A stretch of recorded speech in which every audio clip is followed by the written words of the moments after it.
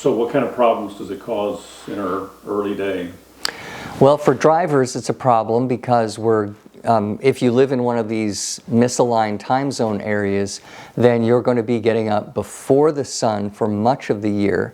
And that is but you won't go to bed any sooner because we have this social time. So people wind up getting up too early, they get too little sleep, but the problem, regardless of the amount of sleep, is when that sleep occurs in relation to the sun. And so drivers, and not just in the morning, but all day, their circadian deficit is going to cause them to be more likely to have fatigue and micro sleeps, where this is kind of when you get jolted, you think, oh, I'm falling asleep, this is a problem. And all of that is associated with slower reaction times and poor judgment, to where we don't make those split-second decisions effectively if we're in a circadian deficit. What kind of results? Is it deadly? Yes. We use big data in this study. We have every highway death for over a 12-year period.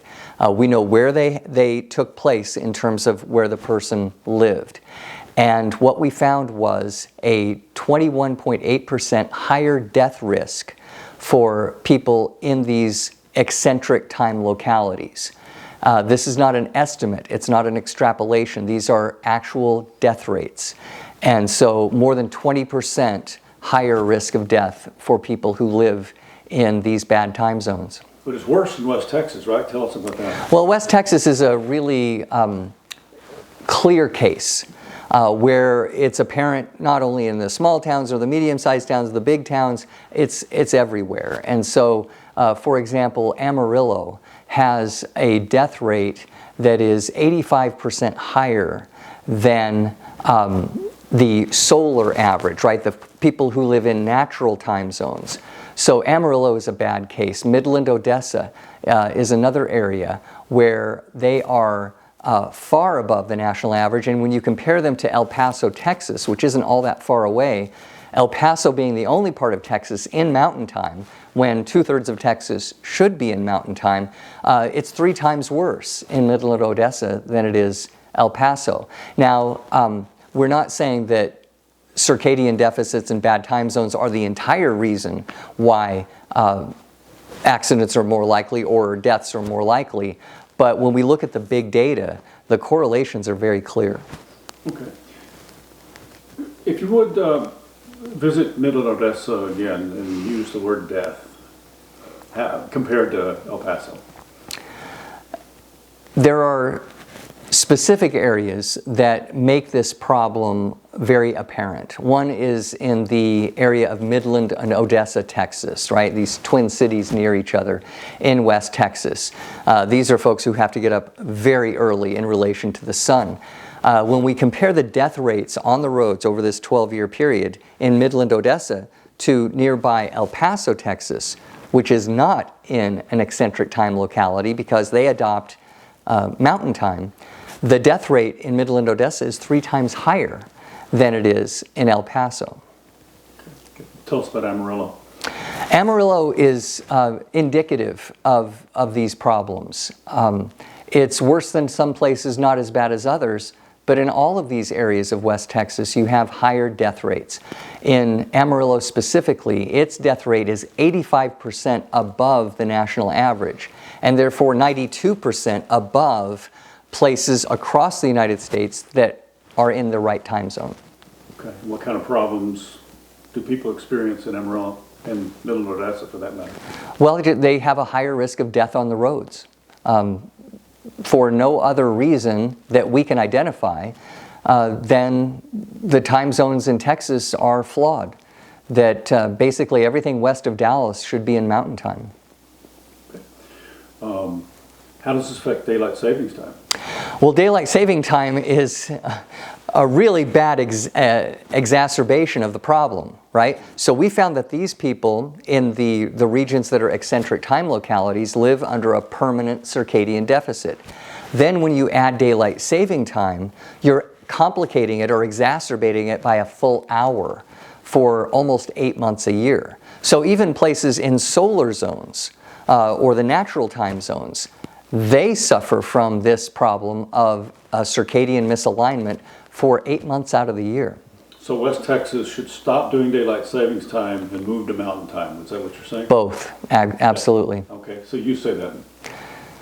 So the upshot is that according to the theories of chronobiology, that if West Texas would simply drop daylight saving time and shift to the mountain time zone, which they're free to do, they can petition Congress for this, then their risk of death on the highways would be substantially less according to the empirical data that we have.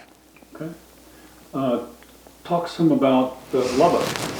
Lubbock is also indicative of these eccentric time localities. Although it isn't as bad as some places like Amarillo and Midland, Odessa, we found that Lubbock's death rate is still 13% higher than the national average, or 17% worse than those solar zones. So it's just another case of a higher risk of death. Can you quantify it? How much in terms of life and money are we losing?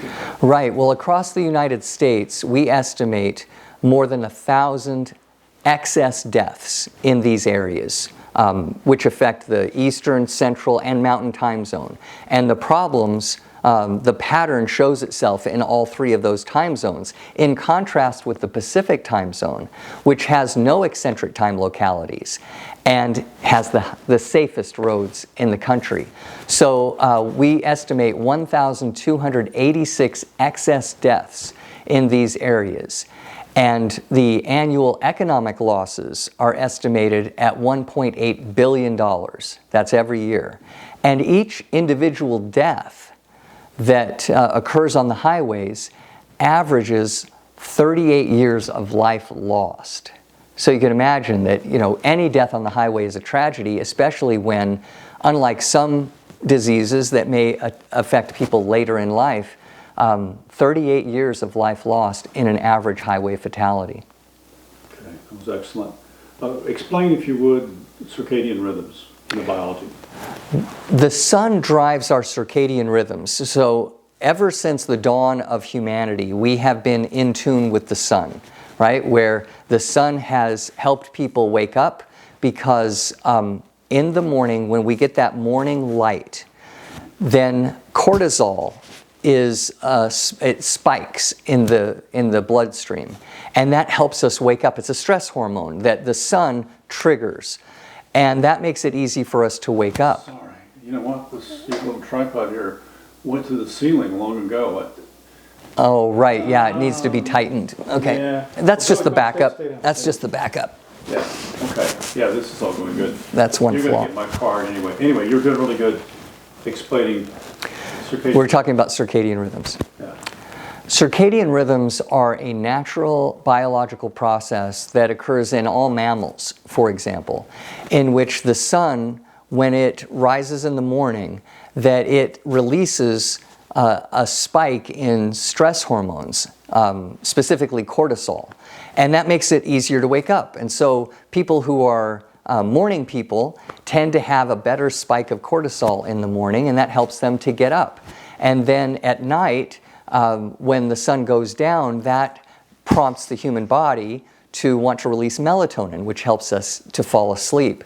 Well, the problem in eccentric time localities is that these natural processes are being subverted by the alarm clock that makes us get up before the sun comes up. And if we live in a bad time zone, the sun is not going to be coming up in time to help us release that cortisol. And so chronobiology is simply the science of sleep timing, or the science of physiological processes in relation to the 24-hour day. Okay. All right. Let's get a couple of.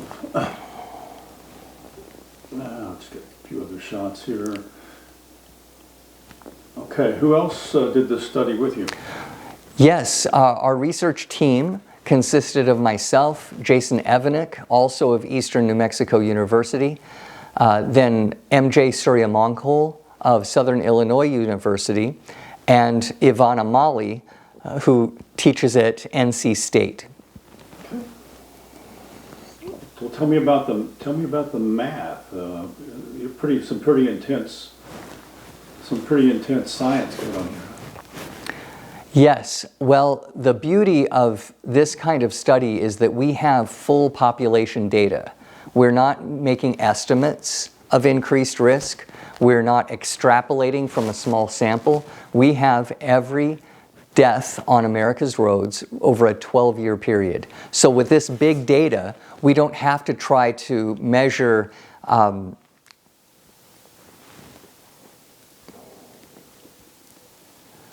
we don't have to use inferential statistics in order to try to estimate what the risk is. We have all of the data, therefore there's no need to make estimates.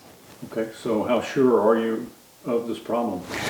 Well, the fact that we have a pre-existing theory in chronobiology that has stood the test of time, especially since the year 2000. It's just very clear that sleep timing is important in human health.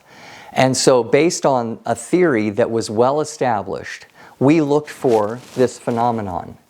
And just as the theory would have predicted, we found it. A substantial increase in the risk of death in people who live in bad time zones.